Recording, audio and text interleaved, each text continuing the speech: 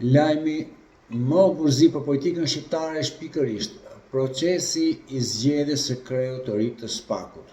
Arsyeja, pajisja përgjuese, që mund të jenë edhe të tjera, sigurisht mund të jetë edhe te kandidatët që do kenë sigurisht suportin politik.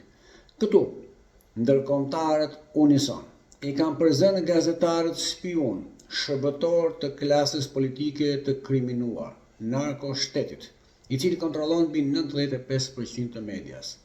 Ja ka bërë shumë mirë.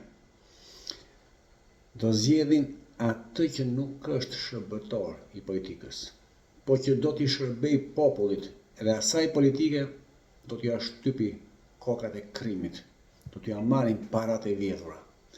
Dhe ky është lajmi që më ka gëzuar këtë mëngjes.